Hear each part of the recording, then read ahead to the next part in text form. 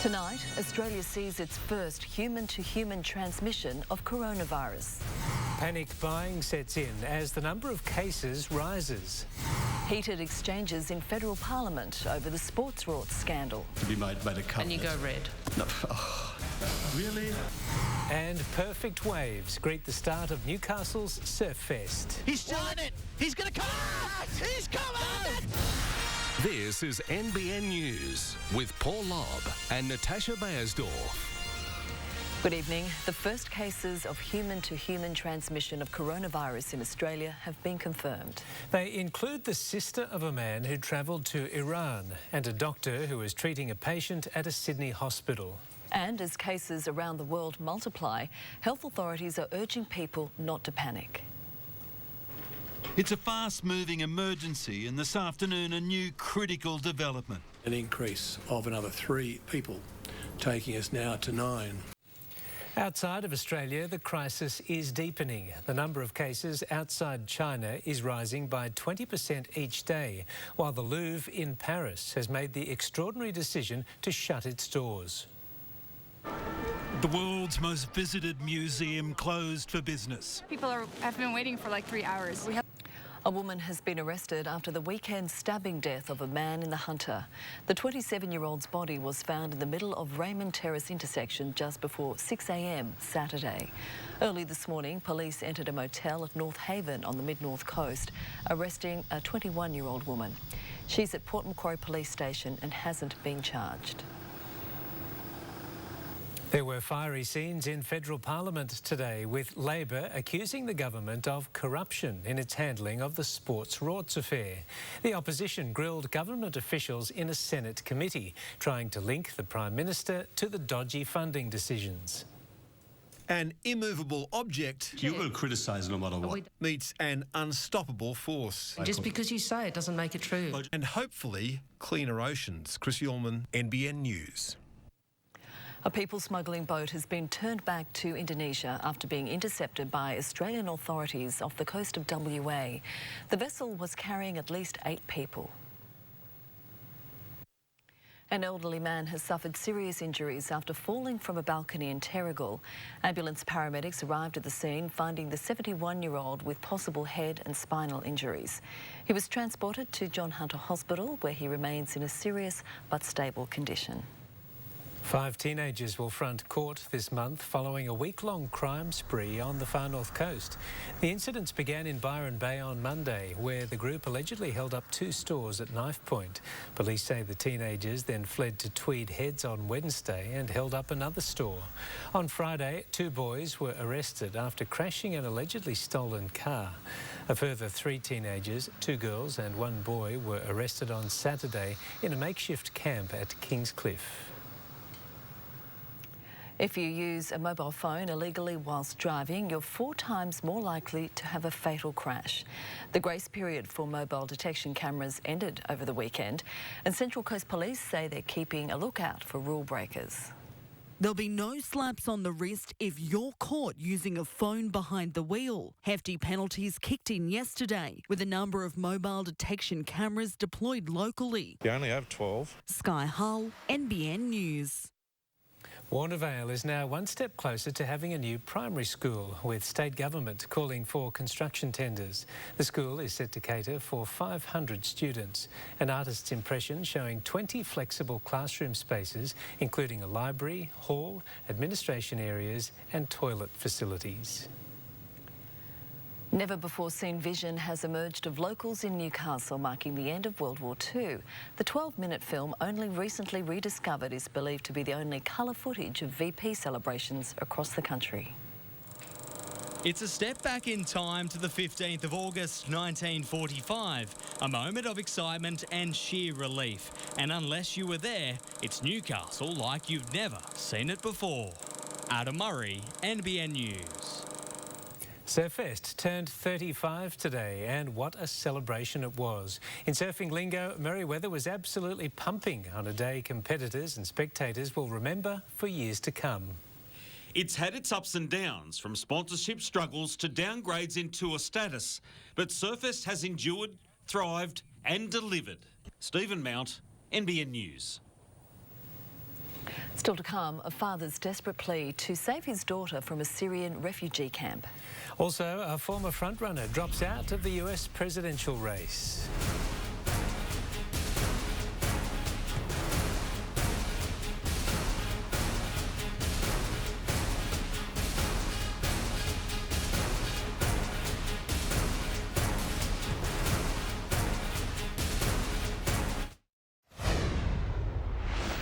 Tensions are escalating in northern Syria, where Turkey has shot down 2 government fighter jets and launched dozens of deadly drone attacks. It follows an airstrike that killed at least 33 Turkish soldiers. Syrian pilots parachute to safety after their planes are shot out of the sky. Now to Gavin Morris for a quick look at the weather. And Gav, you're out at the scene of Surfest, where a southerly change has hit. Yes, I can literally see it coming across the water. It's swept across the central coast already. Now, it'll be pushing through here over the next half an hour and then onwards to the mid-north coast. But what a day. We've got more vision. Can't get enough of this. The most epic start to Surfest just about ever, I think. An extraordinary day. Hot offshore northwesterly winds, temperatures into the mid-30s, glassing off that solid 5 to 6 feet of swell. Just incredible surfing. What an amazing display. A very different story from here on in. That southerly is going to move through tonight. Onshore winds consistent for much of the coast. And I'll be taking a look at ex-tropical cyclone Esther. Wow, Esther is delivering the goods to Central Australia, the Murray-Darling Food Bowl, which is currently a dust bowl, and finally rain on the way for southern New South Wales and the Riverina, and a little for us as well. All of your local details headed your way later in the bulletin. All right, thanks, Gav. Ahead in the news, wild scenes as a storm slams into Ireland. And the bizarre weather effect that left a suburb snap frozen.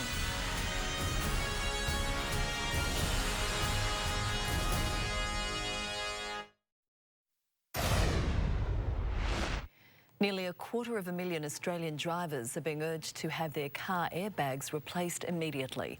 It comes as a coronial inquest resumes into the death of a Sydney man who was killed by an exploding Takata airbag. Huey Nengno died in a car crash in Cabramatta in 2017. It wasn't the impact that killed the 58-year-old father, but the faulty airbag in his Honda CR-V. A father is tonight pleading with the federal government to rescue his Australian-born daughter and her young children from a camp in Syria. The mother of 3 claims she was forced to enter the war-torn country by her husband, who was killed shortly after they arrived. For 5 years, Kamal Debussy has been living a nightmare. It was a knock on the door from the Australian Federal Police back in 2015 that changed his life forever. We seem to be paying more for private health care and getting less, according to a new report from the consumer watchdog. The ACCC says for the first time, the majority of hospital treatment policies contain exclusions, 57% in the last financial year, up from 44%. At the same time, the amount Australians paid in private health insurance premiums rose by $661 million to $24.5 billion. The stock market closed lower again today despite a late rally ahead of an expected interest rate cut. Banking stocks struggled. The Commonwealth shed more than $1.30, while Macquarie Group lost 83 cents. Santos and Woodside were among the strongest performers.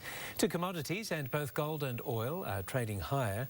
While the dollar is up against the majors, it's buying 65.3 US cents. It's one of the main pillars of cancer treatment. Tens of thousands of Australians require radiation therapy each year. But today marked a new frontier with the introduction of more advanced technology. Malcolm Brain is the first in Australia to be treated using the latest in radiation technology. It's amazing, the technology that's available. Time for sport now with Mitchell Hughes. And Mitch, a crucial win for our cricketers in the T20 World Cup. Unfortunately, a major setback too. Thanks, team. More on that in a moment. Also tonight, Steve Smith, captain again, just not for the green and gold. And big scores all round on day 1 at Surfest.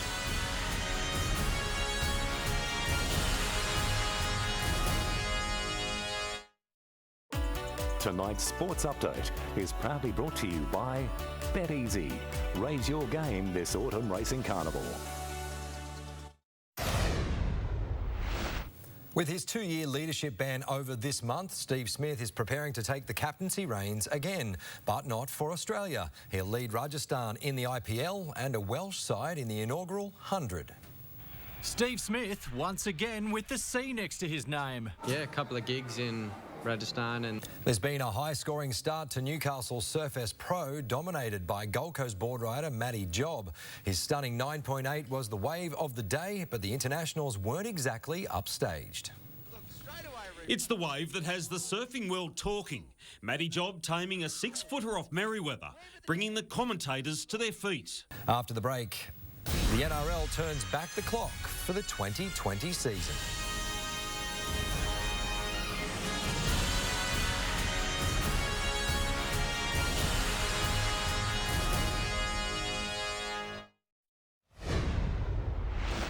"30 years ago, Tina Turner was the voice of a rugby league golden era in a promotional campaign that was simply the best. Now the NRL is about to launch the 2020 season with the same classic tune sung by Turner and a 10-year-old girl who may just steal the show.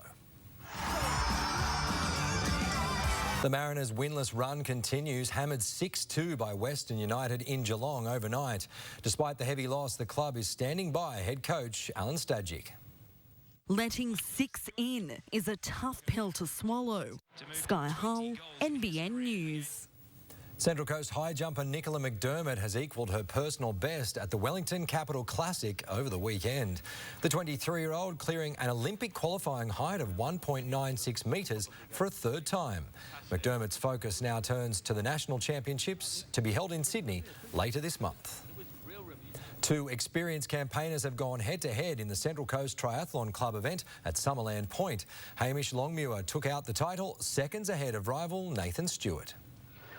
Perfect glassy conditions as the competitors hit the water for the 7th Central Coast Triathlon event of the season. More than 90 athletes from all walks of life completing the scenic track at Summerland Point.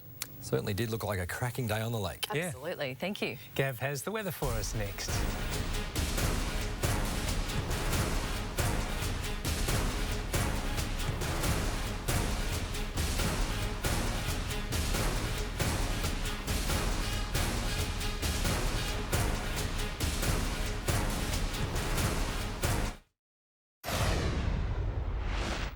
Time to check the latest details on the weather now with Gav. Thanks, Tasha. We'll flash back to summer already coming to an end as the southerly is now sweeping across the region. This evening's weather photo, a beautiful shot of the Central Coast. Hit by the southerly about an hour or so ago. Solid wind gusts of over 60 kilometres an hour at the moment. Rain plentiful across the western northwest. Let me get my words out. I get it together. It is a Monday. Big falls right throughout the northwest, 100 to 200 millimetres, and there is plenty more to come. Look at this cloud band. It is really, truly quite impressive.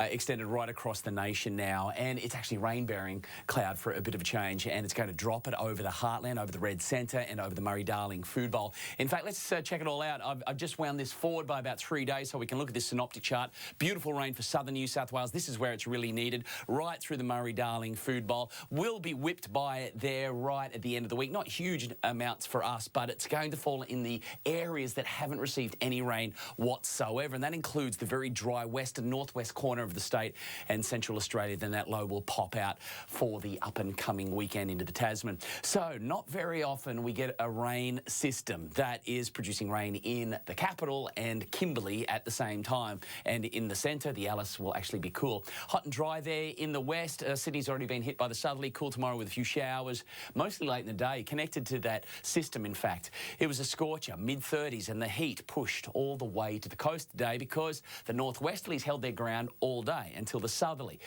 arrived. It's now pushed through Nora and pushing through Nobbies now. It's just switched, so it's tracking up the coast. And onshore, southeasterly winds overnight and throughout tomorrow, clearing the heat. Still going to be fairly a warm night overall. Not much rain in the morning, but I think in the afternoon, we'll start to see some showers there develop, so a little bit of wet weather on the way from this system. So starting out quite cloudy. It's a dry southerly change at the moment. No storms, no showers with it, but it'll be cloudy in the morning, and then we'll see the likelihood of showers increasing, a bit of chance of throughout the afternoon and into the evening. So temperatures only maxing out into the mid-20s, so around about at least 10 degrees less than what we experienced today right across the board. Cooler throughout the valley. Singleton, Muswellbrook only 23 in the forecast. A stark contrast to today. Another swell. How was today? That was just absolutely all-time impressive. Tomorrow, though, different story with the onshore winds, but there'll be plenty of swell yet again. Tomorrow morning, there's a low tide at about 20 to 10, working to the high at about 3:30 tomorrow afternoon.